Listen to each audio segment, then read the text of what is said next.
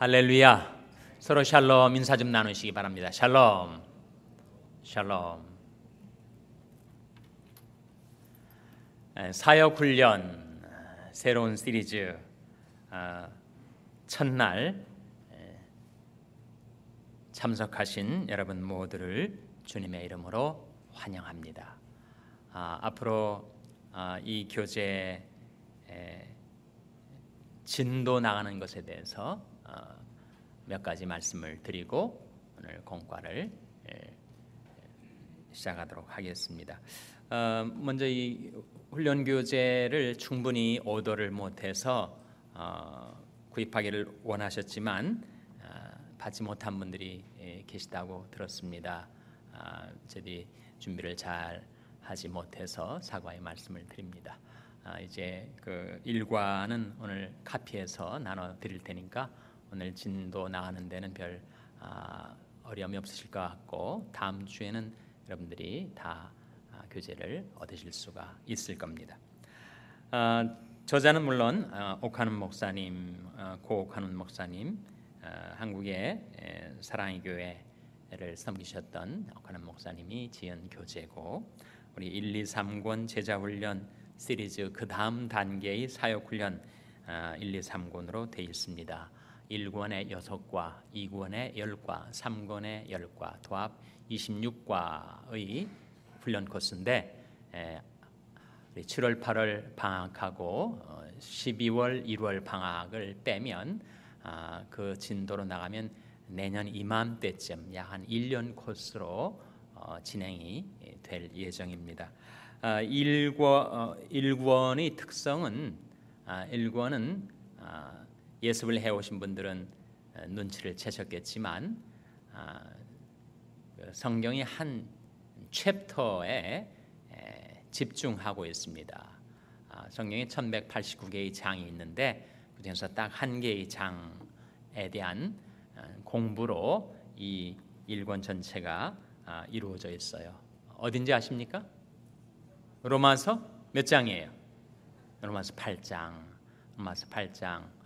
예습하신 분들은 쉽게 아실 수가 있을 거예요. 그래서 1권 전체의 제목이 성령, 새 생활의 열쇠 이렇게 되어 있습니다. 그래서 1권에서는 성령에 관하여 우리가 말씀을 배우게 될 겁니다. 먼저 몇 페이지를 넘기시면 사역훈련이란 무엇인가 하는 글이 있죠. 제자훈련과 사역훈련의 차이. 두 번째 단락에 나와 있습니다. 사역훈련이란 제자훈련을 받은 사람 중에서 어딘지 찾으셨어요? 예. 두 번째 단락. 여러 가지로 보아 말씀을 가지고 다른 형제들을 섬길 수 있는 자들을 선발해 준비시키는 과정이라고 할 수 있다. 제자훈련은 평신도를 예수처럼 되게 하고 예수처럼 살 수 있는 신앙인으로 세워주는데 그 초점을 맞추고 있지만, 사역훈련은 교회 안에서 교육자의 지도 아래 말씀을 가지고 다른 형제 자매를 섬길 수 있는 누구를 만드는 데 목적이 있다고요? 작은 목사를 만드는 데 목적을 두고 있습니다. 그야말로 사역자 훈련이죠. 이것은 교육자의 분신이 되어 목회를 돕는 평신도 지도자를 발굴하는 대단히 중요한 의미를 지닌 일이다. 그렇게 사역훈련을 옥하는 목사님이 설명을 하고 있습니다. 오른쪽 페이지 맨 위에 계속되는 단락 아래 밑에서 세 번째 단지 말씀 사역의 가장 근본적인 그 부분 찾으셨어요? 첫 번째 단락 밑에서 세 번째 줄에 단지 말씀 사역이 가장 근본적인 영역이고 그만큼 어려운 일이어서 다른 영역에서 봉사하는 자들보다 더 많은 준비와 훈련을 쌓아야 한다는 점이 다르다고 할 수 있다. 그래서 이 사역훈련의 중요성, 다른 어떤 봉사보다도 가장 근본적인 영역이고 또 더 많은 준비와 훈련이 필요한 과정이라고 나와 있습니다. 그 다음 페이지 넘어가면 유의사항이 몇 가지 나와요. 그것은 8가지가 나오는데 각자가 읽어보시기 바랍니다. 한두 가지만 언급을 하면, 맨 위에 유효사항 바로 밑에 사역 훈련을 만족스럽게 받으려면 다음의 몇 가지 유효사항을 잘 지켜야 할 것이다. 4번에 보시면 매주 가정에서 준비해 와야 하는 과제들을 소홀히 다루지 않도록 노력하자. 처음부터 숙제를 철저하게 하는 습관을 몸에 익히는 것이 좋다. 우리 숙제가 뭐죠? 근데 무슨 숙제 하고 있죠? 성경 암송 숙제, 그리고 예습 복습. 얼마만큼 그 공과의 내용을 많이 내가 소화할 수 있는가 하는 것은 결국 예습과 복습과 숙제를 해 오시는 데 있습니다. 그래서 우리가 이 1권을 하는 동안에 두 종류의 숙제를 제가 드릴 텐데, 두 단계의 숙제라고 할 수가 있어요. 하나는 매주 한두 구절의 암송 구절을 암송하는 겁니다. 우리가 지난 제자훈련 때도 한 절 혹은 두 절의 암송 구절을 우리가 쭉 해오지 않았습니까? 마찬가지로 사역훈련할 때도 숙제, 암송 숙제예요. 말씀을 내 마음속에 간직하는 것, 내 마음판에 새겨 넣는 숙제. 그것이 한 가지 숙제고, 두 번째 숙제는 좀 더 여러분에게 챌린징한 숙제인데, 이 사역훈련 1권 전체가 로마서 몇 장을 중심으로 한 교재라고 했습니까? 8장. 그래서 두 번째 숙제는 이 8장 전체를 암송하는 숙제입니다. 두 부류의, 두 종류의 숙제. 첫 번째 숙제를 하는 것도 숨이 찰 정도인데 어떻게 그걸 다 외우라고 한단 말입니까? 나는 이 사역훈련 도저히 초장에서부터 나는 글렀습니다. 그렇게 생각하지 않도록 두 단계의 숙제를 내드리는 거예요. 한두 구절 암송하는 숙제의 트랙을 밟으실 분은 그 트랙을 충실하게 가십시오. 나는 그 성이 안 찬다. 좀 더 하나님 말씀을 더 많이 내가 익히고 배우고 깨닫고 암송하고 싶다. 그런 분에게는 어떤 숙제를 내드린다고요? 1권이 끝날 때까지 로마서 8장 전체를 암송하는 영광을 안겨드리겠습니다. 별로 감동을 안 받으시는 것 같아요. 로마서 8장이 전부 몇 절까지 있죠? 39절까지 있어요. 우리 6주 코스입니다. 1권이 6주 코스. 그러니까 한 주에 대략 몇 구절 암송하셔야 돼요? 예? 구구단이 잘 계산이 안 되시죠? 예? 66에 36, 평균 한 주에 6구절 혹은 7구절씩 암송을 하면 우리가 이 교재를 끝날 때 로마서 8장 전체를 암송할 수가 있어요. 이미 로마서 8장을 암송하신 분들도 계시는 것 같습니다. 그런 분들은 오히려 그것을 다시 한번 복습하고 확실하게 내 뇌리 속에만 저장하지 않고 내 삶의 근육 속에 저장해서 이것이 머슬 메모리가 돼가지고 내가 말하고 행동하고 살아가는 그야말로 피가 되고 살이 되는 그런 묵상의 과정을 거치시면 좋겠어요. 이해가 되시죠? 두 트랙의 숙제가 있는데 매주 내드리는 한두 구절이 성경을 암송하는 그 트랙을 내가 한번 따라가 보겠다. 그런 분들이 계실 거고, 잘 처음부터 기획하셔서 자기에게 맞는 이 6주 동안에 1권이 다 끝나기 전에 로마서 8장 전체를 내가 암송해 보겠다. 그런 과제를 한번 여러분 도전해 보시기를 바랍니다. 처음부터 너무 부담 드리는 거 아니죠? 두 종류의 숙제를 드렸으니까 내게 맞는 과제물을 여러분이 선택하세요. 만일 여러분이 하실 수만 있다면 한번 로마서 8장 전체를, 너무 로마서 8장이 그야말로 성경 중에서도 다이아몬드 같이 빛나는 장이기 때문에 한번 도전을 해 보실 만도 합니다. 여러분에게 너무 무리가 되거나 너무 큰 부담이 되지 않았으면 좋겠어요. 5번에 보시면 맨 아랫줄에 기도는 배운 바를 하는 부분이 있습니다. 찾으셨어요? 여러분 잘 따라와 주시기 바랍니다. 기도는 배운 바를 마음에 담는 작업이다. 그래서 우리가 그저 성경 지식을 증대시키는 것이 우리 사역훈련의 목적이 아닙니다. 그저 내가 성경에 대한 내 머리가 커지는 것이 목적이 아니고 내 마음의 변화가 목적인데, 그러려면 하나님의 말씀을 내 마음에 담아둬야 되죠. 머릿속에 뇌릿속에 기억하는 것을 넘어서서 내 마음속 깊이 그 말씀이 들어올 수 있도록 해야 되는데, 그것은 내 이성으로 공부하는 것으로는 안 되고 뭐가 필요하다는 겁니까? 뭐가 필요하다는 거예요? 기도가 필요하다. 우리는 기도를 통해서 말씀을 내 마음속 깊이 받아들일 수가 있다는 겁니다. 그리고 그렇게 마음속에 받아든 말씀을 내 생활 속에 실천에 옮겨야 되지 않는가. 그 다음 문장에 그리고 즉시 그 말씀을 실천의 장으로 옮겨 놓으라.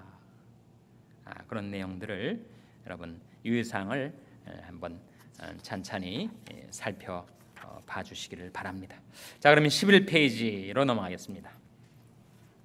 우리가 매주 한 과씩 공부를 하기 때문에 좀 박진감 있게 속도를 내서 공부하는 진행이 돼요. 그리고 미리 말씀을 드리면 우리가 7시 반부터 8시 반까지 사역훈련 끝나고 한 5분간 쉬었다가 8시 35분부터 9시 한 15분 정도, 몇 분이니까 25분 플러스 15분이니까 한 40분 정도 기도 시간이 있어요. 대부분 찬양 기도 시간입니다. 그래서 여러분 가운데 허락이 되시고 마음이 그렇게 되실 수 있는 분들은 이 사역훈련 끝난 다음에 찬양 기도 시간까지 함께 계실 수 있으면 좋겠고, 또 그것이 허락이 안 되는 여건이 있으실 테니까 그런 분들은 너무 부담 느끼지 마시고 사역훈련 참석하시고 집으로 돌아가셔도 좋습니다. 오늘 첫과 성령에 관한 그 서론에 해당되는 것이 11페이지 내용입니다. 예수님이 손에서 3년 동안 만들어진 제자들이 제9시를 하기 위해서는 무엇을 기다리지 않으면 안 되었다고요? 성령의 은총을. 성령인 사람이 되기 전에는 예루살렘 밖으로 나가지 말아야 했다. 이것은 지금도 평신도 지도자를 훈련하는 과정에서 대단히 중요한 원리를 제공해 주고 있다. 우리가 믿는 자가 즉시 성령을 선물로 받는다는 사실에 대해서 의심할 필요가 없다. 그러나 그리스도의 제자다운 인격과 삶의 열쇠가 성령이라는 사실에 대해 등한해야 할 위험이 많다. 성령을 받았다고 다 성령의 사람이라고 할 수는 없다. 동의하십니까? 이 세상 사람들을 크게 세 부류로 나눌 수가 있다는 거예요. 모든 인간은 이 세 부류의 그 어느 하나에 해당이 됩니다.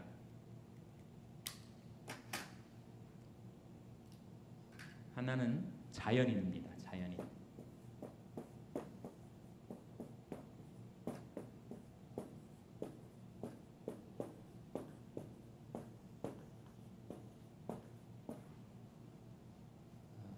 세상에 많은 사람들이 자연인에 속하죠. 두 번째는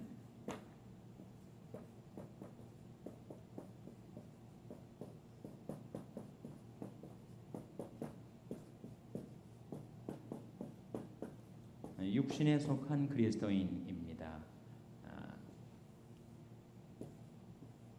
카늘이라고 하죠. 카늘.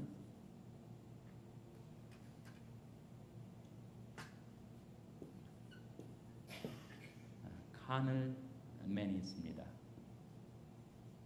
세 번째는 영에 속한 그리스도인이 있습니다.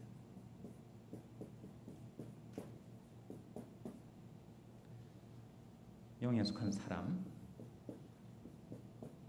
이것은 바로 스피리추얼 맨이죠.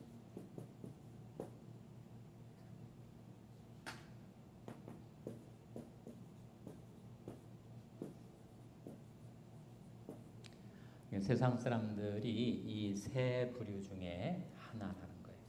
그러니까 자연인, 이 사람은 전혀 성령의 타치를 받은 적이 없는, 성령의 체험을 한 적이 없는, 그저 부모에게서 태어나서 신앙과는 아무런 상관이 없이, 성령과는 아무런 상관없이 살다가 죽어가는 자연인. 많은 사람들이 이 부류에 속하죠. 두 번째, 세 번째는 그리스도인이라는 점에 있어서 자연인과는 다릅니다. 그런데 똑같은 그리스도인이지만 한 사람은 육신에 속한 그리스도인이 있고 또 하나는 영에 속한 그리스도인이 있단 말이죠. carnal man과 spiritual man이 있다는 겁니다. 육신에 속한 그리스도인은 회개하고 예수를 믿어서 크리스찬이 되긴 했어요. 그렇지만 여전히 그의 삶을 지배하는 것은 육신이라는 거죠. 성령의 은혜를 맛보았지만 성령이 그의 삶을 주관하지 않고 여전히 자연인으로 있을 때의 그런 습관과 성향을 따라서 살아가는 사람, 성령의 인도를 따르지 못하고 오히려 육신의 지배를 당하며 사는 사람이 바로 카늘맨이죠. 교회 다니는 사람들 중에서 많은 사람들이 두 번째 부류에 속하는 것이 안타까운 사실입니다. 세 번째는 영에 속한 사람, spiritual man. 이 사람은 그리스도인일 뿐만 아니라 그가 성령의 지배를 받으며 살아가는 사람. 그러니까 두 번째와 세 번째는 둘 다 성령의 은혜를 체험한 사람들이에요. 근데 성령의 은혜를 체험한 다음에 성령의 은혜가 떠나버리고 온통 육신에 의해서 지배를 당하는 사람이 바로 두 번째 부류고, 세 번째 부류는 성령의 감동을 받고 성령이 내주하실 뿐만 아니라 그의 삶 속에 성령의 주관, 성령의 지배, 성령의 인도를 따라 살게 된 사람이 바로 영에 속한 사람이죠. 우리의 신앙 목표가 이 세 부류 중에서 어디에 해당될 것인지는 명확관화합니다. 과연 나는 혹시라도 자연인이지는 않은가? 나는 한 번도 성령의 타치를 받은 적이 없는, 성령의 은혜를 체험한 적이 없는 사람은 아닌가? 라고 하는 심각한 질문을 한 번은 자기 자신에게 물어야 돼요. 고린도서 13장 5절 말씀인데, 너희가 믿음에 있는가 스스로 시험하여 보라.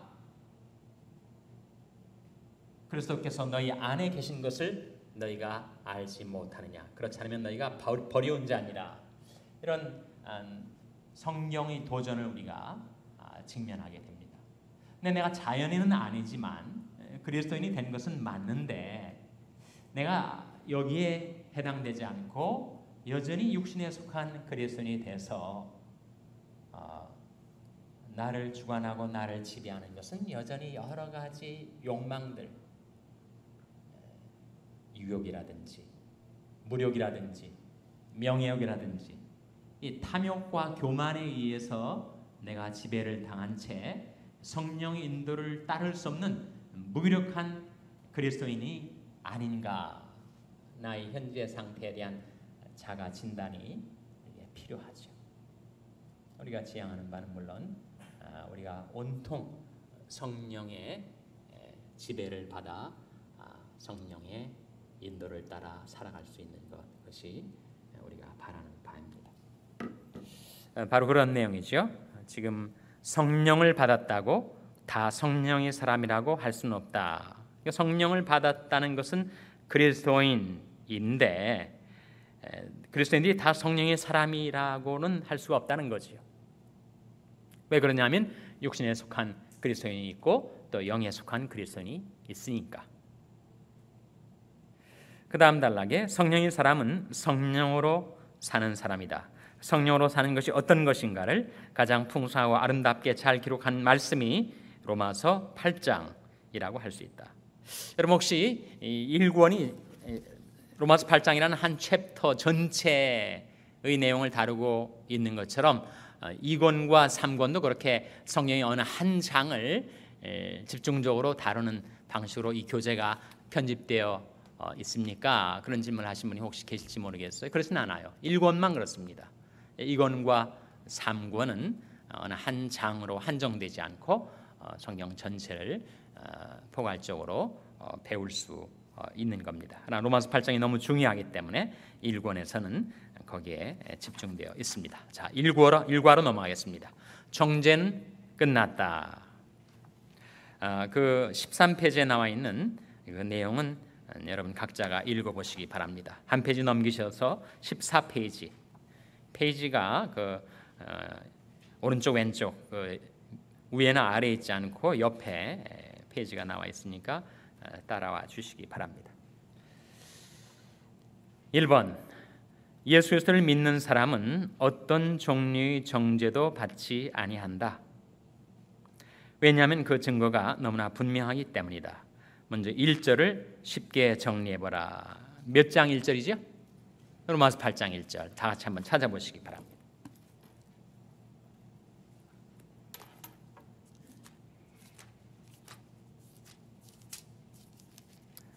한번 같이 읽겠습니다. 로마서 8장 1절 말씀 같이 읽겠습니다. 시작. 그러므로 이제 그리스도 예수 안에 있는 자에게는 결코 정죄함이 없나니. 사람이면 누구나 다 정죄함을 받지 않게 되는 건가요? 그건 아니죠. 어떤 사람은 정죄를 받는 사람이 있단 말이죠. 정죄를 받지 않게 된 사람이 따로 있다는 거예요.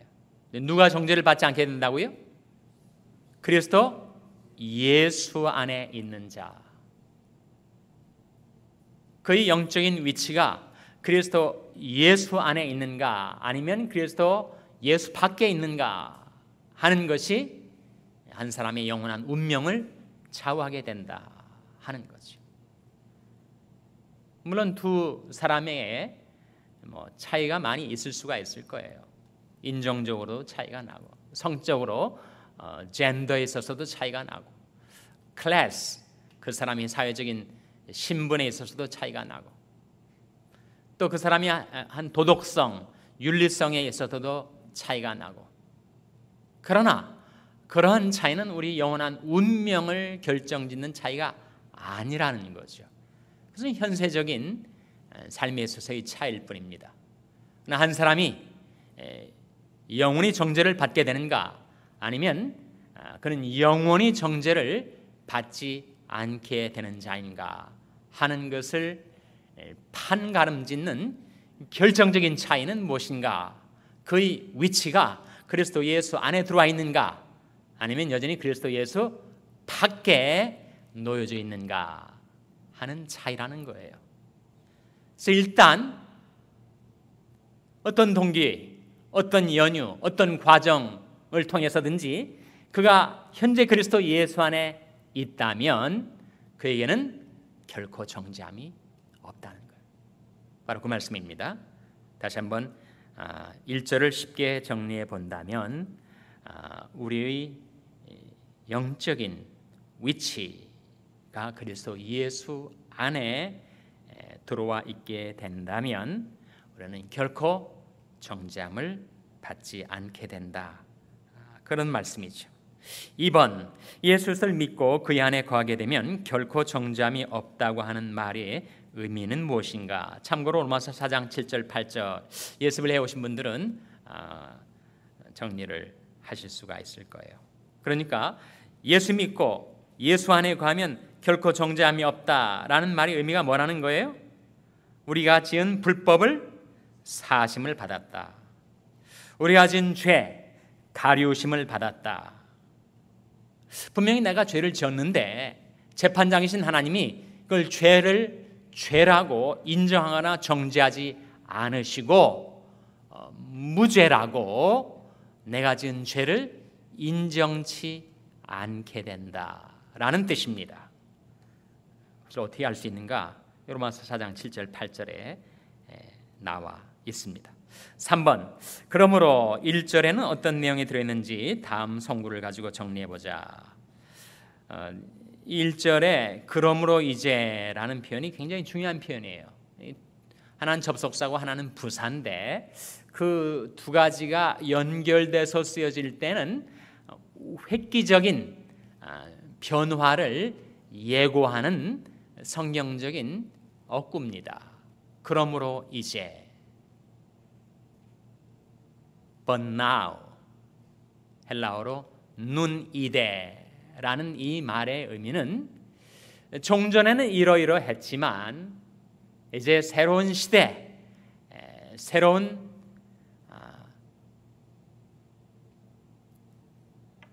여정의 전개에 있어서 이제는 내가 획기적인 전환점을 맞이하게 되었다라는 것을 예고해주는 표현이 바로 그러므로 이제예요.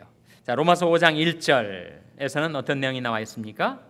우리가 믿음을 갖게 되었을 때 의롭다 하심을 얻게 되었고 그 결과 누구와 화평케 되었다고요? 하나님과 화평케 되었다. 죄는 불화를 낳습니다. 남편과 아내 사이에 남편이 부정을 저지르든 아내가 부정을 저지르든 부부 사이에 죄가 들어오면 그 부부관계는 결국은 파경을 맞게 되죠. 죄는 불화를 낳습니다. 하나님과 우리 사이에도 죄로 인한 불화 관계 때문에 내가 마음 편하게 살 수가 없었는데 나의 죄의 사실에도 불구하고 하나님께서 나의 죄를 인정치 않으시고 덮어주시고 씻어주시고 제하해 주시고 죄 없다라고 선언해 주셔서 이제는 내가 하나님을 대면하여 볼 때 마음 편하게 하나님과의 관계가 화평케 되었다. 그런 뜻이죠. 사도행전 3장 19절에 그러므로 너희가 회개하고 돌이켜 죄 없이함을 받으라. 이같이 하면 유쾌하게 되는 날이 주 앞으로부터 이를 것이요. 그런 말씀이 나오는데 거기 주목할 내용이 있습니다. 그러므로 너희가 회개하고 돌이키면 어떻게 되는가? 죄 없이함을 받는다는 거예요.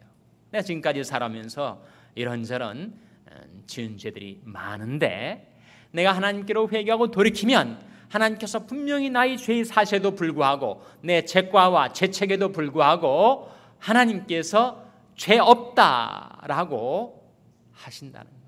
하나님이 죄 없다고 하시면 죄가 없어지는 것입니다. 죄가 사라지는 것이에요. 내 죄가 도말되는 거죠. 와이프 아웃, 다 씻어내 지게 되는 것입니다. 이것보다 더 놀라운 축복이 더 없는 거죠. 두 번째, 로마서 6장 3절 4절에서는 어떤 일이 이루어졌다고요? 그리스도와의 연합이 이루어져서 그리스도의 체험이 내 체험이 되었다.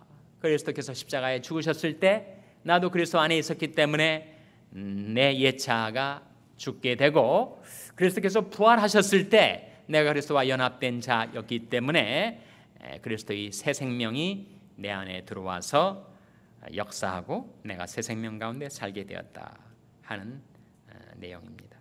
4번, 정죄를 당치 아니하는 면책권은 언제 유효한가? 이제라는 말을 주입게 검토하고 대답하라. 우리가 정죄를 당하지 않는, 분명히 내가 죄를 지었기 때문에 정죄받아야 마땅한 존재였는데 내가 정죄를 당치 않도록 죄를 면해 주시는 면책권을 내가 받게 되었는데 언제부터 이펙티브하다고요? 내가 그리스도 예수 안에 들어왔을 때. 5번, 당신은 정죄받지 않는다는 확신이 있어 변함이 없는가? 만일 자주 흔들린다면 그 원인은 어디에 있는지 다각적으로 검토하라. 여러분, 내가 이 말씀이 정말 나에게 해당되는 말씀이라는 그런 확신이 있으십니까? 그러므로 이제 그리스도 예수 안에 있는 자는 결코 정죄함이 없다. 나는 오늘 밤에 하나님이 내 생명을 불러 가셔도 내가 정죄받지 않고 하나님께 용납되고 영원한 천국에 들어갈 수 있다라는 확신을 가지고 계십니까? 이게 바로 구원의 확신인데, 내가 구원의 확신을 가질 때도 있지만 정말 내가 구원받은 거 맞아? 라고 의심과 회의가 생길 때가 있다면 왜 그렇게 되는 것인가? 무슨 이유가 있는 것인가? 다각적으로 검토해보라. 왜 우리가 확신을 갖지 못하죠? 여러 가지 이유가 있을 수 있지만 하나는 내가 하나님의 은혜로 구원받고 나서도 내가 하나님의 자녀답게 생활하지 못하고 여전히 육신의 지배를 당하는 육신에 속한 그리스도인으로서의 삶을 계속 살아가고 있으면 나의 구원의 확신은 점점 흔들리게 됩니다.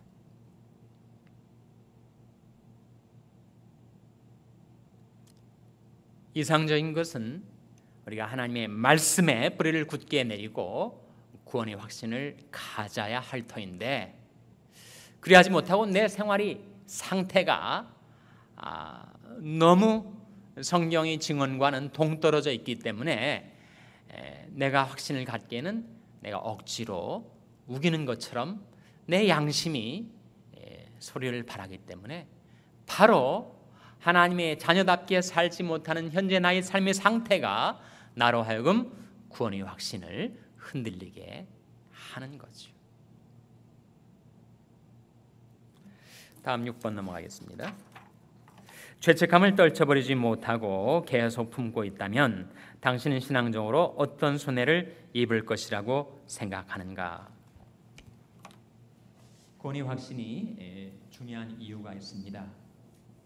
우리 신앙생활도 건축의 과정이거든요. 우리 교회 지금 십자가 건축이 정말 이제는 상당히 많이 진척이 돼서 이제 쇠로 골재를 세우고 목재로 입히고 거의 끝났습니다. 이제는 스타코만 이제 남긴 거의 마지막 단계 작업에 와 있는데, 이렇게 세워진 건축물이 엄청난 중량을 가지고 있기 때문에 이것이 안전한가 그렇지 않은가를 좌우하는 것은 결국은 파운데이션 아닙니까?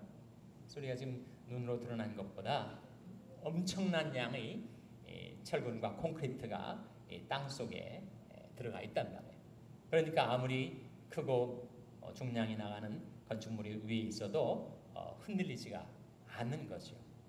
터가, 기초가 든든하니까.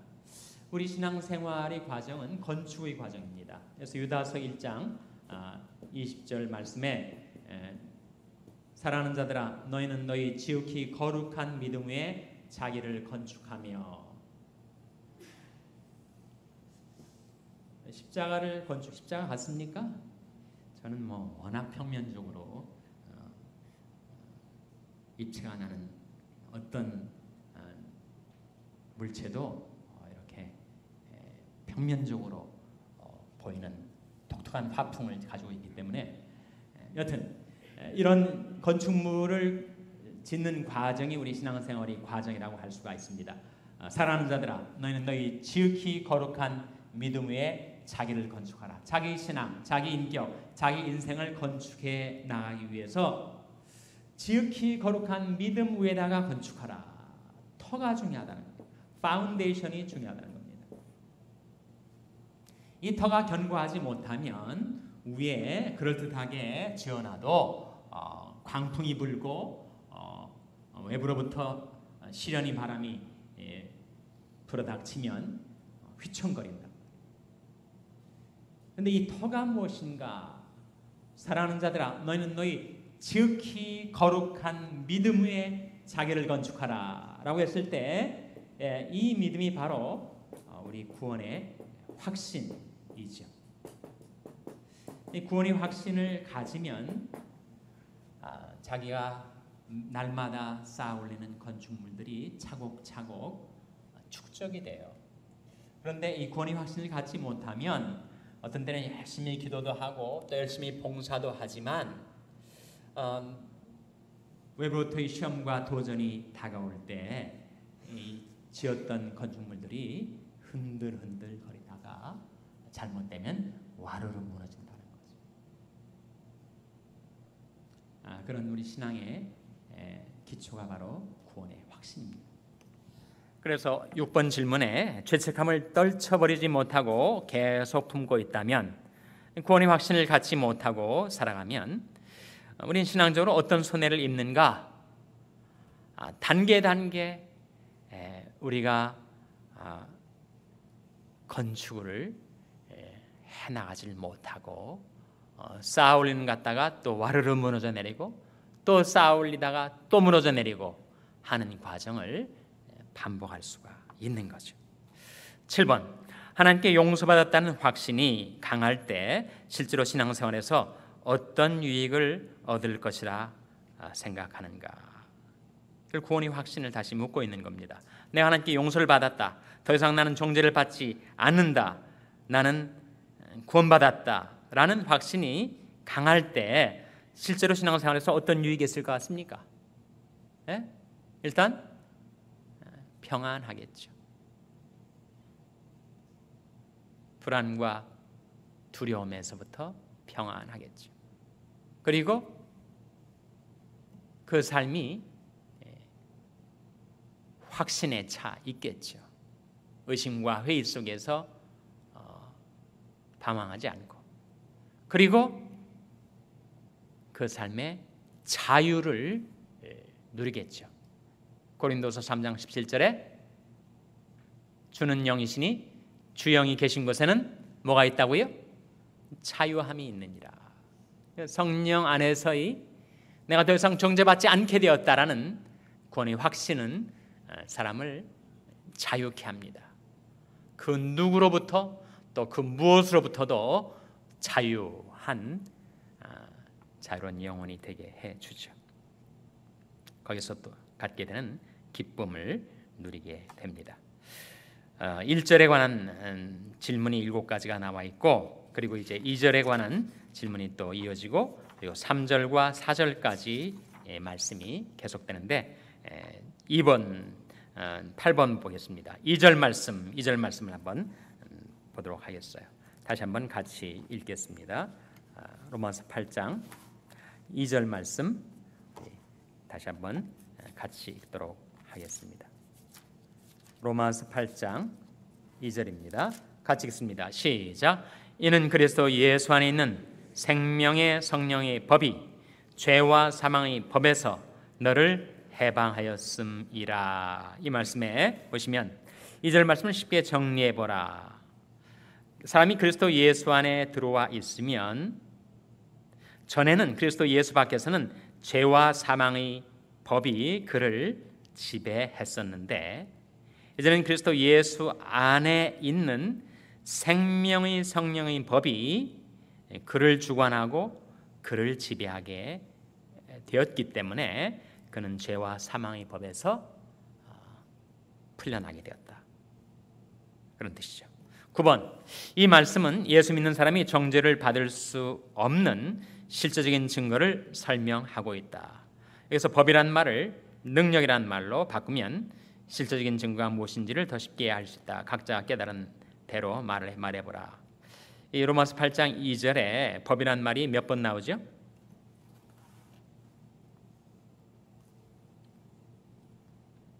두 번 나옵니다. 그 법에다가 힘이란 말을 집어넣어 보세요. 힘. 이는 그리스도 예수 안에 있는 생명의 성령의 힘이 죄와 사망의 힘에서 너를 해방하였습니다.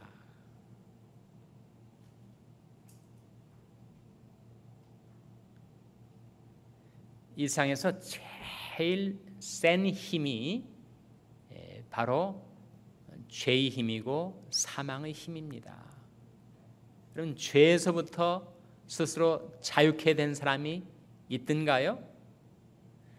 그리고 사망의 힘에서부터 자유케 된 사람이 세상에 있든가요? 이 지구상에 존재하는 단 한 사람도 그 사망의 힘에서부터 벗어난 적이 없어요. 마치 추수철에 큰 낫을 가지고 벼를 한번 베면 우수수 다 쓰러져 버리는 것처럼 사망의 힘, 사망의 검으로 이 지구상에 존재하는 사람들을 한번 스치고 지나가면 다 쓰러졌단 말이에요. 지금도 그렇게 볕단처럼 쓰러져가는 인생들이 얼마나 많은지 성경이 하루살이 같다. 지구상에 가는 사람들이 하루살이 같이 죽어간다. 그만큼 사망의 힘이 셉니다. 그런데 그 강한 죄의 힘보다도 사망의 힘보다도 더 강한 힘이 있다는 거예요. 그 힘이 뭐라는 겁니까? 생명의 성령의 힘이다. 누구에게 그 힘이 작용하는가? 그리스도 예수 안에 들어와 있는 자. 제가 지금 성경책을 들고 있습니다. 성경책을 들고 있는 이 성경책이 떨어지지 않는 이유, 이 성경책 모든 지구상에 존재하는 물체는 뭐가 작용하죠? 중력의 힘이 작용합니다. 만유 인력이 작용을 해요. 그래서 지구의 중심을 향하여 그 물체를 끌어당겨 떨어뜨리려 한단 말이죠. 이 물건을 그냥 두면 떨어진단 말이에요. 그런데 이 물체에 작용하는 만유 인력보다도 더 강한 내 손의 힘이 이 성경책을 떠받치고 있기 때문에 성경책이 안 떨어진단 말이에요.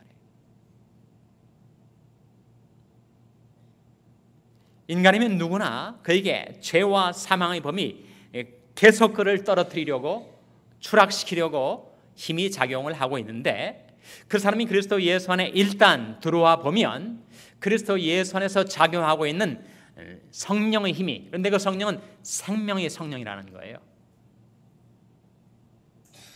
죄의 힘하고 사망의 힘은 그 사람을 죽이는 힘이지만 성령의 힘은 사람을 살리는 힘, 정반대의 방향으로 역사하는 생명의 성령의 힘에 영향을 받는 사람, 지배를 받는 사람, 그 사람은 결국 영원히 살게 된다는 거죠. 그럼 인간이 그리스도 예수 안에 있으면 안 죽는단 말인가? 정말 신천지에서는 이만희 씨가 안 죽는데요. 그 사람은 영생하게 된다는 거예요.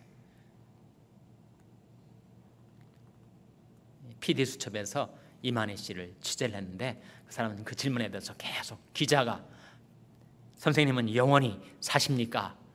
영생하십니까? 그랬더니 이리저리 계속 질문을 회피하더라고요. 근데 신천지 교인들은 그걸 믿어요. 이만희 씨는 영생하는, 그 사람 죽음을 보지 않는다는 거예요. 우리 그리스도인들도 그리스도 예수 안에 들어오게 되면 우리는 죽음을 보지 않게 된다는 말인가? 우리는 이 몸을 가지고 죽음을 넘어서서 천년만년 영원히 살게 된다는 말인가? 우리 육신은 죽습니다. 그러나 우리 영혼은 생명의 성령의 힘에 사로잡혀서 영원히 살게 돼요. 그리고 그 영혼이 이제는 영원히 죽지 않는 영체, 영광스러운 몸을 입게 되어서 그 영혼과 더불어 몸도 영원히 죽지 않게 된다고 성경은 증거를 하죠. 오직 우리 시민권은 하늘에 있는지라 거기서 구원하는 자 곧 주 예수 그리스도를 기다리노니 그가 만물을 자기에게 복종케 하실 수 있는 자의 역사로 우리 낮은 몸을 자기 영광의 몸의 형체와 같이 변케 하시리라. 그러니까 우리 이 몸 가지고 영원히 사는 것은 아닙니다. 이 몸은 병들고 사고 나면 깨지고 부서지는 몸.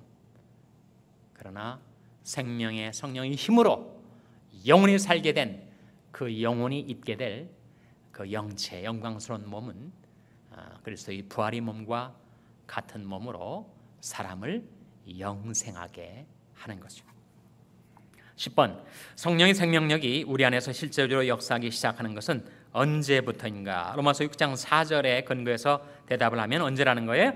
자아가 죽었을 때, 옛사람이 예수와 함께 십자가에 못 박혔을 때, 그리고 그리스도와 함께 살아났을 때, 옛사람은 죽고 새 사람이 살아나서 그리스도와 더불어 살게 되었을 때. 11번, 무엇에 근거하여 성령이 우리를 죄와 사망의 법에서 자유케 하셨는지를 3절 4절이 설명하고 있다. 본문의 말씀을 쉽게 정리해보자. 자, 3절 4절로 이제 가겠습니다.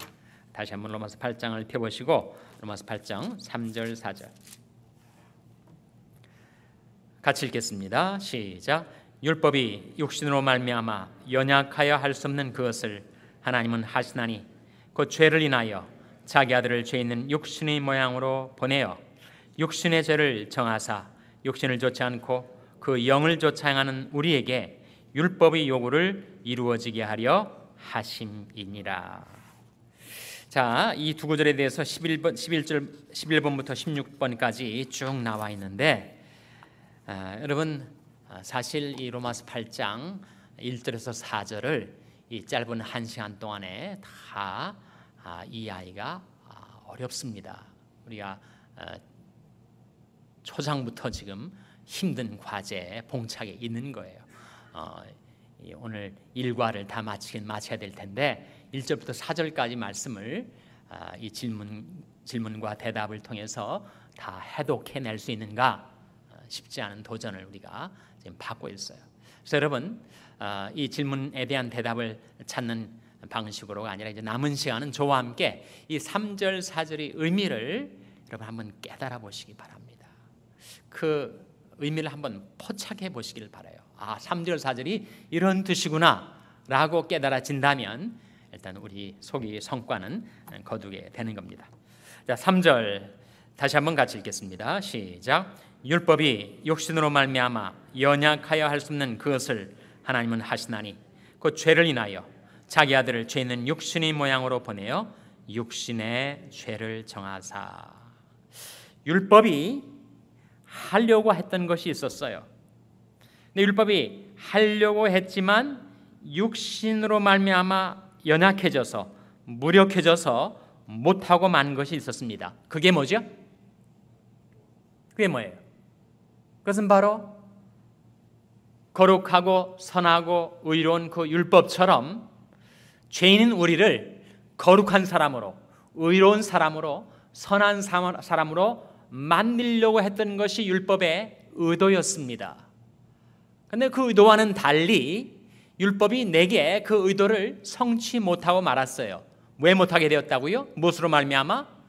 육신으로 말미암아.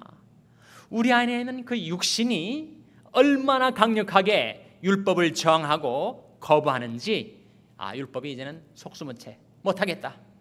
내가 몇백 년 두고 하려고 했지만 도대체 인간 안에 있는 그 육신이 너무 완강해서 그 욕망과 탐욕과 교만이 너무 강해서 이 율법을 지킴으로써 율법의 요구를 그 사람에게 성취하기에는 나는 못하겠다. 율법이 두 손 든 거예요. 율법이 항복하고 만 겁니다. 그 육신이, 그 죄성이 너무 강했기 때문에. 그래서 율법이 그 일에 손을 들고 나자 하나님이 개입을 하셨다는 거예요. 이건 지금 구속사의 과정, 구원사의 과정을 지금 설명하는 겁니다. 율법이 1500년 동안 정말 사람을 개관천선시켜가지고 의롭고 거룩하고 선한 사람으로 만들려고 부단히 시도했지만 다 수포로 돌아가고 말았단 말이에요. 그래서 이제 율법 네가 못하겠느냐? 그렇다면 내가 하고 말지. 하나님이 나서시게 되었다는 거예요.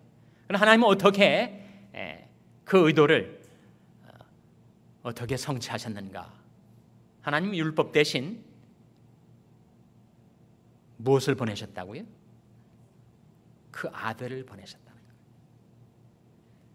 왜 아들을 보내셨는가? 무엇으로 말미암아 보내시게 될 수밖에 없었다고요? 3절을 보세요. 무엇으로 말미암아? 죄를 인하여.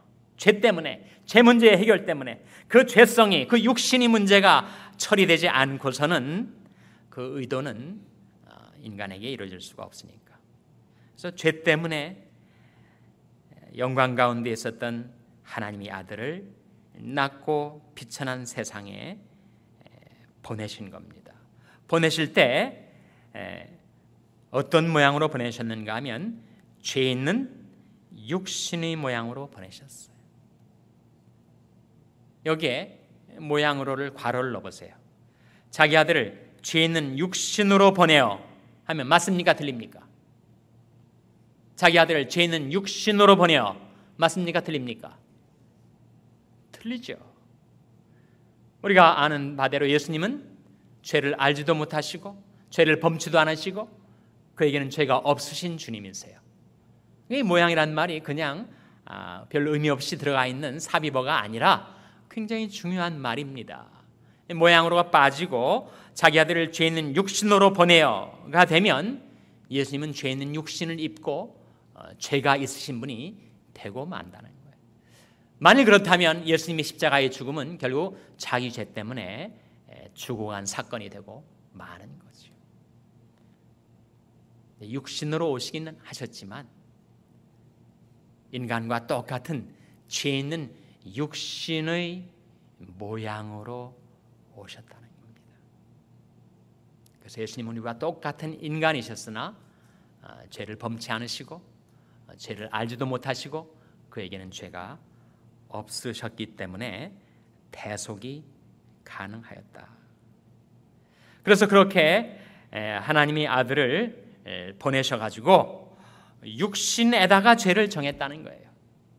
인간이 그렇게 죄짓고 율법대로 못 살고 했던 그 모든 것은 다 육신 때문이니까 그 육신을 정죄하셔서 예수님이 십자가에 못 박혀 죽으신 거란 말입니다.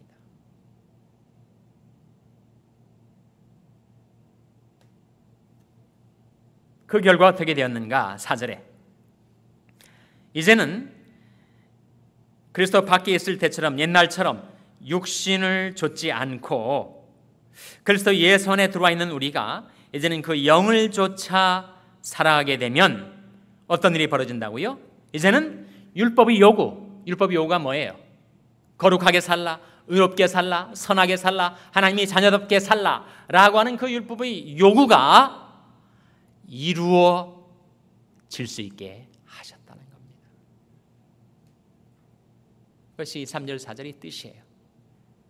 이해가 되셨습니까? 예? 가물가물 하십니까? 왔다 갔다 하십니까? 오락가락 하십니까? 이 말씀의 포인트를 여러분이 캐치하시면 돼요.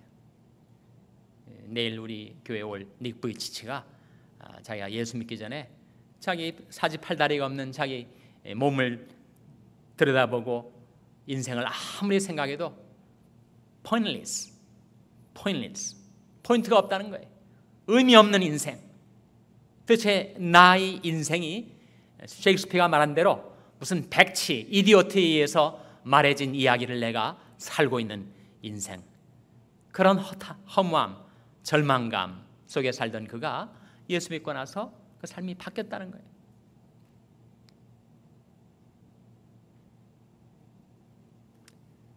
그래서 이 3절 4절이 원문 그리고 영어 성경의 번역이다 보니까 이 뭐 어려운 말이 있는 것 같지는 않은데 그 의미가 딱 캐치가 안 되는데, 여러분 이 시간에 일단 그 질문에 이 의미만 캐치하면 나머지 6, 7가지 질문들은 다 술술 풀립니다. 다시 한번 정리를 하겠습니다.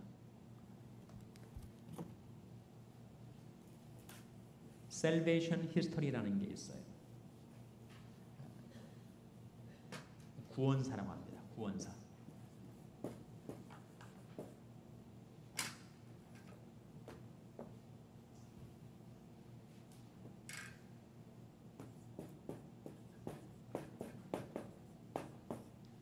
구원사의 과정에서 하나님께서 모세를 통해서 이전에도 인류가 존재해 왔지만 BC 1500년경에 하나님께서 율법을 인류에게 주셨습니다. 근데 율법은 거룩하고 의로운 하나님의 계명으로서 사람들에게 율법을 준행하며 살라, 거룩하게 살라, 의롭게 살라, 선하게 살라, 부단히 인간에게 요구를 해왔지만 인간 안에 있는 이 육신, 인간 안에 있는 이 죄성 때문에 그 율법의 요구와 율법이 주어진 의도를 성취할 수가 없게 되는 거예요. 그러니까 율법이 손을 든 겁니다. 못하겠다. 내가 아무리 요구해대도 인간은 지 맘대로, 지 욕망대로, 지 고집대로 살아버리니까 도무지 이 인간을 내가 변화시키지 못하겠다. 율법이 손을 두고 마는 거예요. 자그마치 1500년 동안 일을 계속한 겁니다.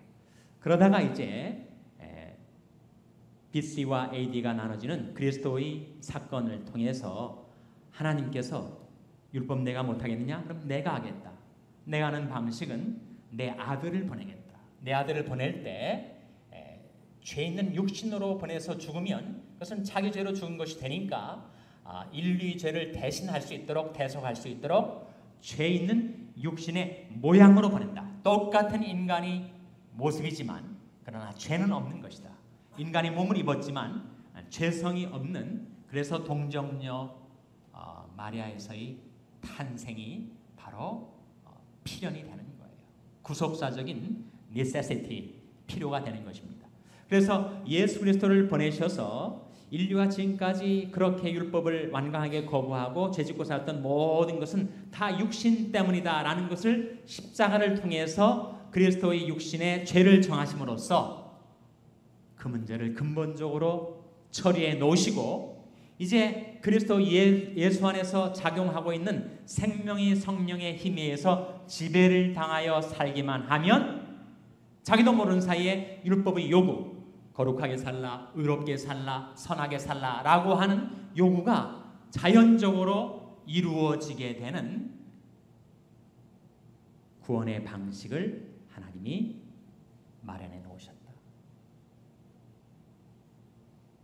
그래서 누구나 회개하고 예수 믿어서 그 영원한 위치가 그리스도 예수 속에 들어오기만 하면 그가 지은 과거의 모든 죄악에 대해서는 더 이상 그가 정죄를 당치 않도록 하나님께서 그리스도의 피로 그를 막아주시고, 그리고 이제 구원의 확신을 가지고 생명의 성령의 힘을 따라서 성령의 인도를 따라 살아가다 보면 자기도 모르는 사이에 율법의 모든 요구가 자기 안에서 이루어지게 된 것을 발견하게 된다. 그것이 하나님께서 그러므로 이제 새롭게 율법 시대 말고 복음 시대가 열리면서 새롭게 하나님이 우리를 위하여 내어놓으신 구원의 길이다 라고 하는 것이 3절 4절의 의미입니다. 아시겠죠? 묵묵부답이십니까? 3절 4절 말씀은 여러분이 좀 더 생각, 제가 말씀드린 것이 힌트 정도로 생각하시고 여러분이 여러 번 반복해서 읽으시고 묵상하시면서 거기에 담겨있는 그 포인트 그것만 캐치하시면 나머지 모든 질문들에 대한 열쇠를 발견하게 되실 겁니다. 자, 다음 주 숙제는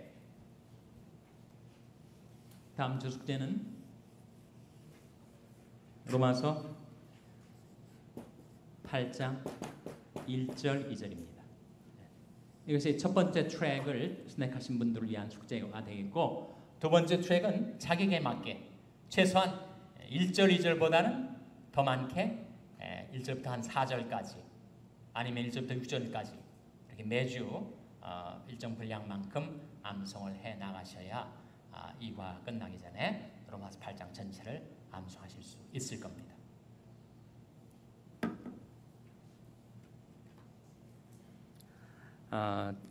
일단 공과는 여기까지 끝나도록 하겠고요. 우리가 시간적으로 꽉 차서 진행하기 때문에 여러분이 좀 시간적인 여유를 갖고 질문에 제가 대답을 하고 하는 방식을 취하지 못해서 좀 아쉽습니다만, 또 기회가 되면 우리가 충분한 시간을 갖고 질의응답 세션만을 좀 가질 수도 있겠죠. 그것은 뭐 앞으로 적당한 기간을 정해서 좀 더 여유 있게 여러분이 질문 해결되지 않는 의문들을 좀 함께 풀어갈 수 있는 시간을 가질 수 있으면 좋겠습니다. 특별한 광고는 없고요. 여러분 숙제해 오시고 이과 준비해 오시고 교재 꼭 우리 성인교육부에서 받으시고 내일 아침 6시에 닉 부이치치, 이름이 좀 특이하죠. 호주 오스트레일리아인인데 그 부모님이 세르비아계의 호주인이세요. 그래서 이름이 특이합니다만 닉 부이치치가 내일 오는데 여러분 자녀들과 함께 오셔서 저는 그를 보는 것만도 우리에게 도전이 된다고 봅니다. 그가 와서 어떤 메시지를 전할 것인가 하는 것도 있겠지만 사실 그를 보는 것만으로도 우리에게 주는 메시지가 사실 있어요. 그래서 자녀들과 함께 오셔서 내일은 이제 우리 강단을 치우고 큰 탁자를 여기에 놓고 그가 이제 간증하고 또 말씀을 전하게 될 겁니다. 좋은 기회라고 생각하시고 내일 아침 새벽 기도에 와주시길 바랍니다. 기도하고 마치겠습니다. 아버지 하나님, 사역훈련 1권 1과를 저희들이 공부하였습니다. 아직도 하나님 말씀의 깊이를 다 깨닫지 못하는 저희들을 성령께서 긍휼히 여기셔서 하나님 말씀을 가르쳐 주시고 깨우쳐 주시고 깨닫게 하여 주시옵소서. 모든 것 감사드리며 예수님의 이름으로 기도하옵나이다. 아멘.